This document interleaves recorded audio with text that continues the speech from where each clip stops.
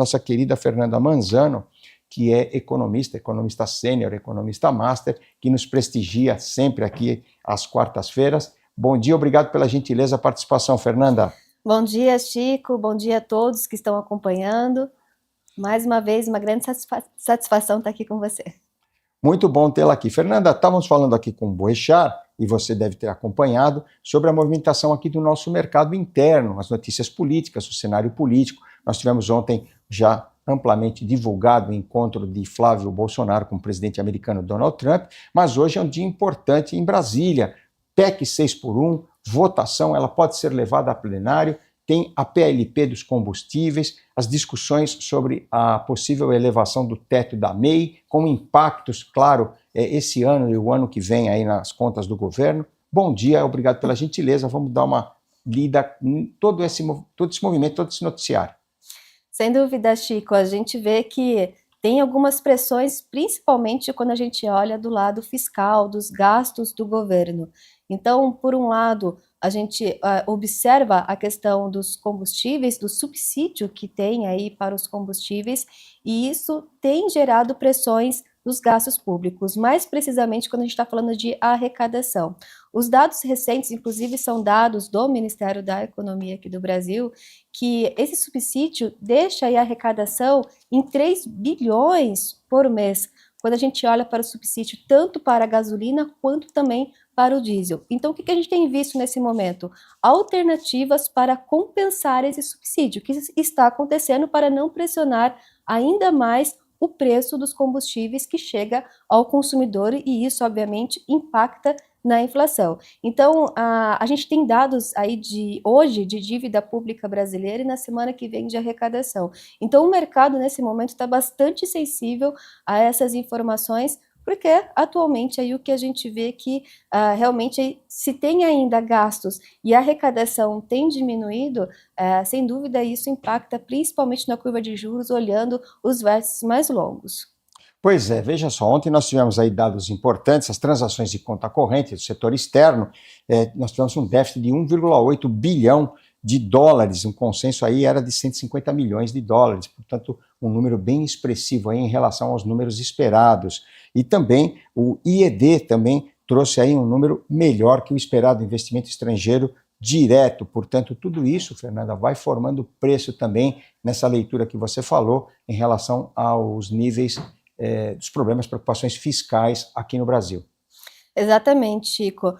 Por um outro lado, olhando pelo lado positivo, essa entrada de investimento estrangeiro também aqui no Brasil, isso é positivo quando a gente olha para o dólar em relação ao real, mais precisamente essa apreciação que a gente tem visto do real, que é positivo e que segura, sim, a inflação e principalmente melhora essas expectativas, pelo menos de curto prazo. Então, acaba equilibrando uma pressão que nós temos aqui de um lado, que é o preço do barril do petróleo, que influencia no preço da gasolina, no preço do diesel, mas, por um outro lado, um dólar mais fraco frente ao real, que é o que a gente tem visto com essa entrada de investimento estrangeiro, isso é bom para o nosso câmbio e equilibra, sim, aí quando a gente está falando de inflação, dessas expectativas de inflação. Então, o mercado, assim, ele tem olhado o conjunto de dados hoje macroeconômico para realmente aí fazer a sua projeção, mas ainda está bastante sensível aqui no Brasil e as questões também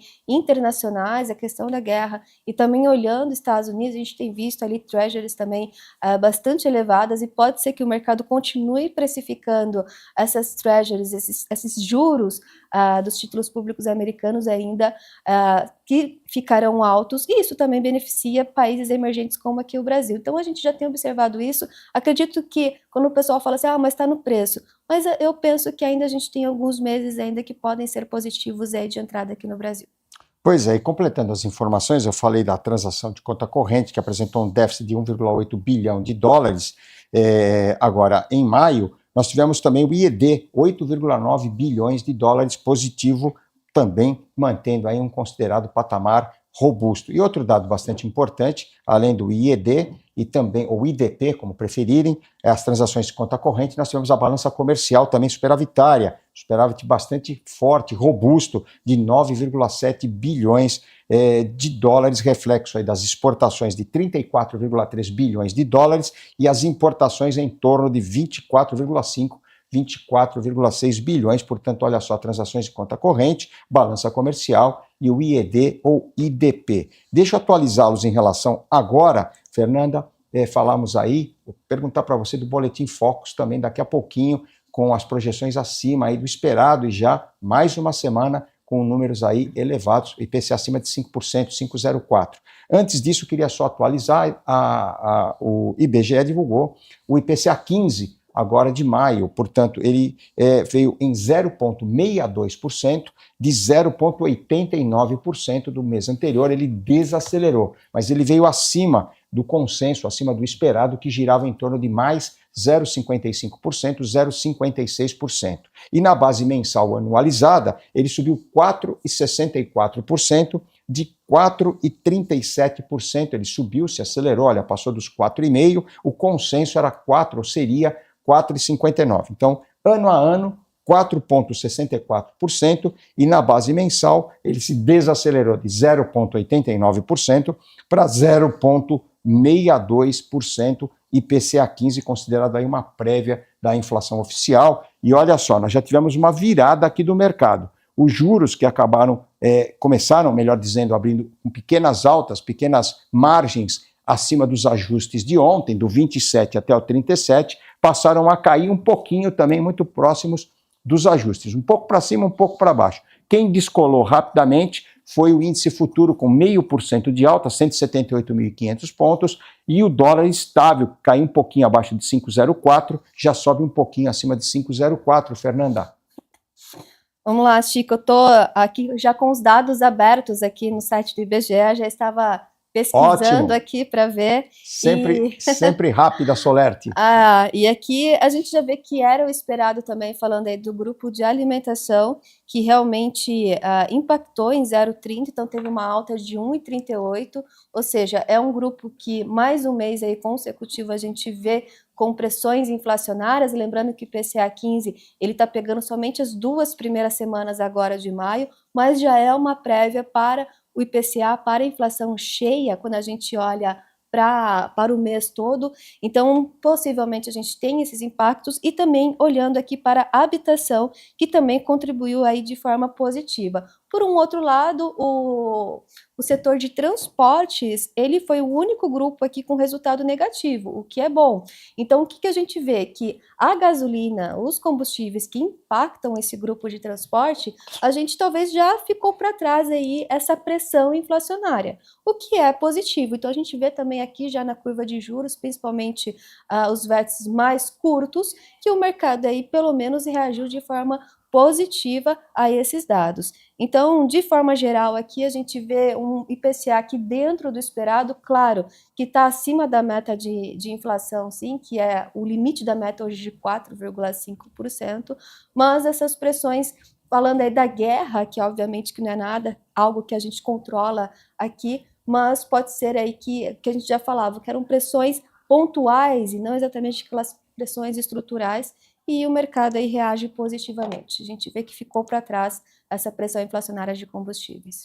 Pois é, e só atualizando aí mais uma informação também, os mercados de petróleo hoje vão operando mais um dia aí de queda, mais um dia de baixa nesta pré-abertura, abertura aqui dos nossos mercados americanos, repercutindo aí as possibilidades em relação ao Estreito de Hormuz, a liberação da passagem de alguns navios, os relatos que vêm em relação aí ao ataque dos Estados Unidos ao sul do Irã, foi minimizado, pelo menos teria sido minimizado nesse início de semana, depois de causar uma certa preocupação na virada aí do início da semana, domingo para segunda. De qualquer forma, esses ataques aí, supostos ataques considerados defensivos, foram minimizados. O petróleo em Nova York, nesse momento para julho, que é o primeiro vencimento mais líquido, a $90,5, olha só, 90,5.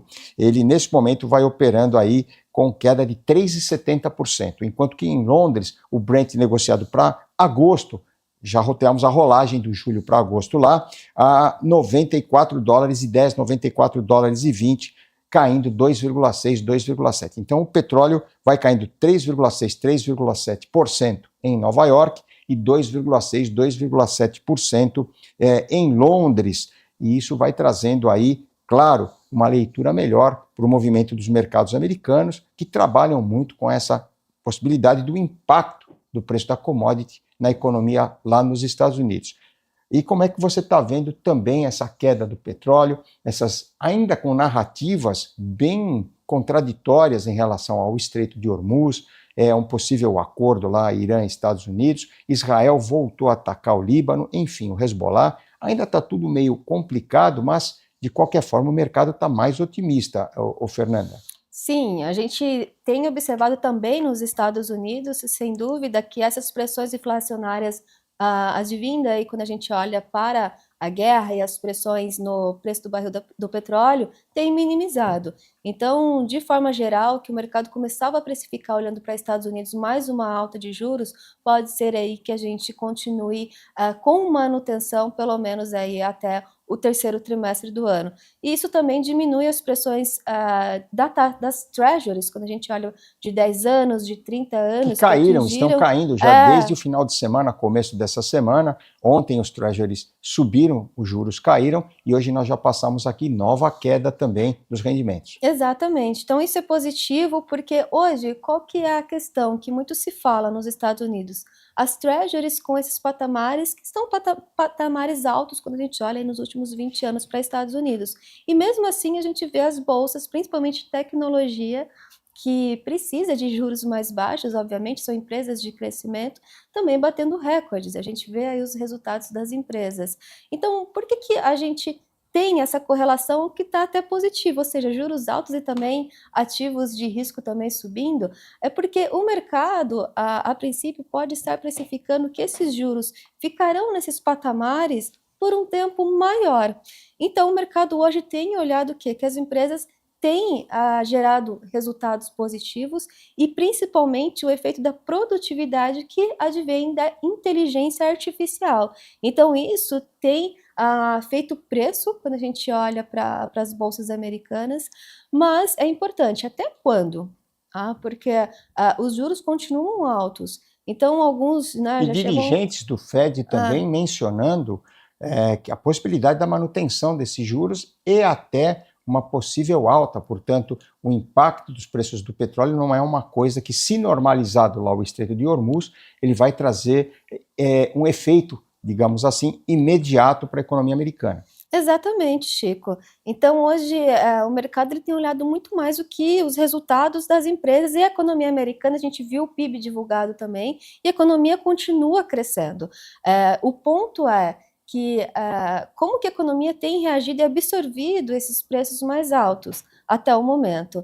Então, acredita-se que ainda seguem dados positivos olhando para a economia americana, mas a questão sensível, sem dúvida, é a inflação. Essa semana, na sexta-feira, nós teremos o PCI, que é o dado que o Banco Central americano olha de perto. Claro, tem o CPI, que é a inflação, também americana, mas o PCI ele tem ali dados principalmente do mercado de trabalho, de salários, que o Banco Central americano gosta de olhar mais de perto. Ele engloba também os gastos com consumo e a renda pessoal, que é muito importante observar, medir como está o consumo do americano. Exatamente, e a inflação nos Estados Unidos realmente está uma inflação mais elevada, tá? A gente está com uma inflação acima da meta que é de 2%, hoje está em torno de 3,8%. Sim. E os salários não têm acompanhado, o aumento do salário real não tem acompanhado na mesma velocidade.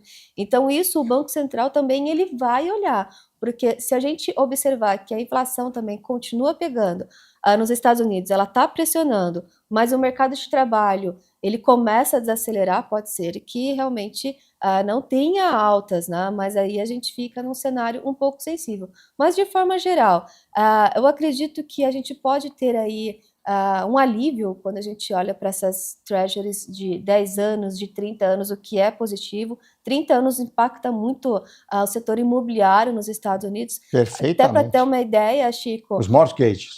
O tamanho do mercado imobiliário nos Estados Unidos corresponde... Os mortgages, só explicando, são as hipotecas. Isso mesmo, as hipotecas. E é tão importante nos Estados Unidos esse mercado imobiliário que ele corresponde ao PIB do Brasil, somente o mercado imobiliário nos Estados Unidos. Então a gente está falando aí de 2 trilhões de dólares ao ano. Ou seja, a economia americana depende muito também, impacta positivamente. E essas treasuries de 30 anos que vai impactar a hipoteca, se elas continuarem tão altas assim, isso impacta de forma negativa. Então, acredito aí que a gente pode ter um alívio, sim, os impactos da guerra, acho que o mercado já está Está absorvendo isso, precificando. exatamente, e já está vendo que não deve continuar, né? Então, cada país faz as suas intervenções. Aqui no Brasil, a gente vê aí diminuindo o imposto, tá, dos combustíveis. Logicamente, o governo deixa de arrecadar, mas ele tenta outras alternativas para fechar a conta também.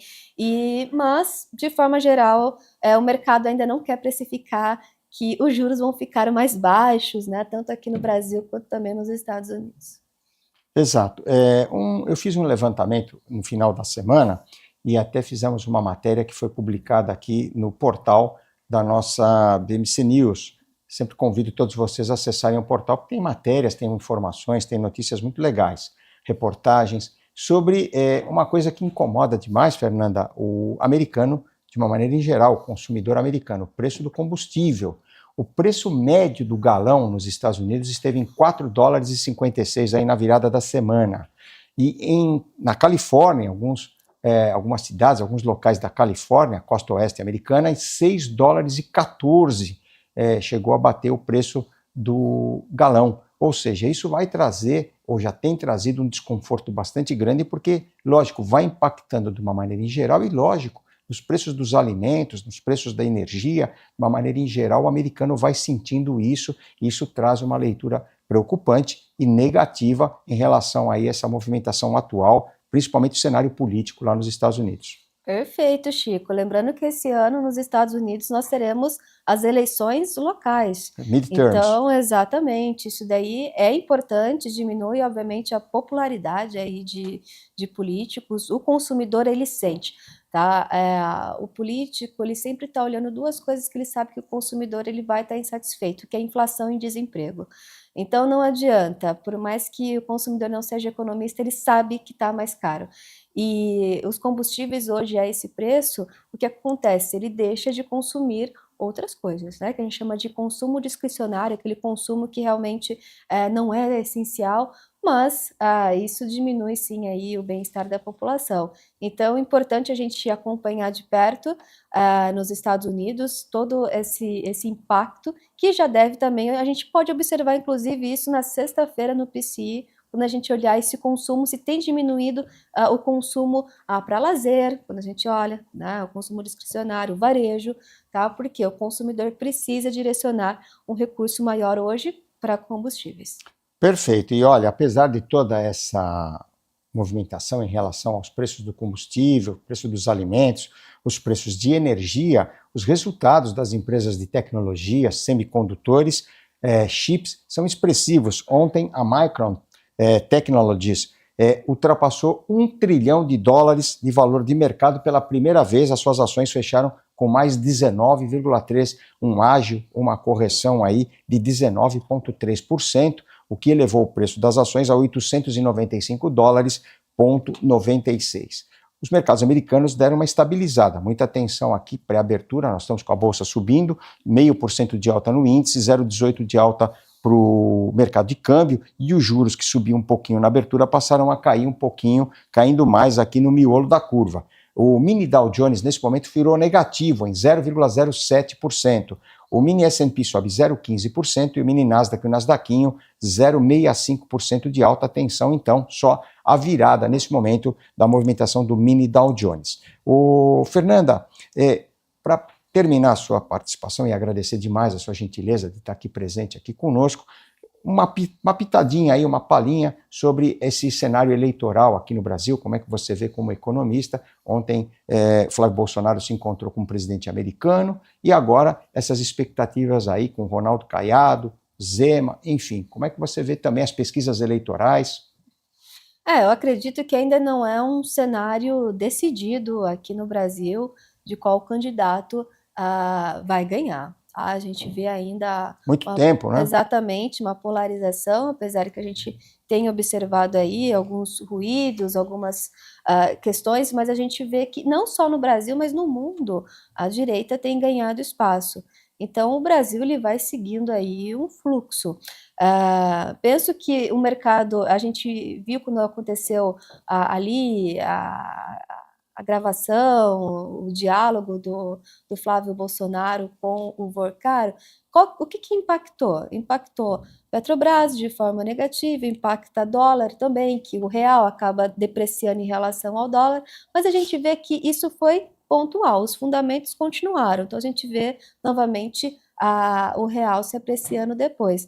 Mas o investidor, eu acredito que ele tem que, agora a gente continua acompanhando, não está decidido na minha visão, obviamente, e se as pesquisas, aí, principalmente do lado, né, ali da ala da direita, a gente vê que os candidatos estão aí crescendo, estão participando, estão bem envolvidos, né, e isso eu acredito aí que pode até trazer um pouco menos de volatilidade quando a gente olha para o mercado, tá, de forma geral. Mas, obviamente, qualquer dado divulgado, qualquer notícia, né, traz esses impactos de curtíssimo prazo. Então, Chico, é assim, aquele que faz o trading, que seja o day trade ou que seja o swing trade, ele vai ter mais volatilidade em um ano de eleição. Já o investidor de médio e longo prazo, os fundamentos, eles são claros e os ruídos que nós tivemos recentemente, a gente vê aí que a força do fundamento foi o que prevaleceu. Perfeito. Fernanda, queria agradecer demais a sua gentileza. Como sempre, o papo agradável, as informações, as elucidações muito legais, mas o tempo sempre passa rápido, porque o pré-market é o maior, o melhor, o mais completo call matinal antes da pré-abertura, abertura dos nossos mercados. Fernanda, muito obrigado pela gentileza, a participação e, claro, na sua despedida, o seu bom dia, o seu contato. Obrigada, Chico. Mais uma vez, uma alegria estar aqui com você, com todos que estão acompanhando. E o meu contato pode me seguir no Instagram, Fernanda Mansano _, e no YouTube, tal Fernanda Mansano Economista.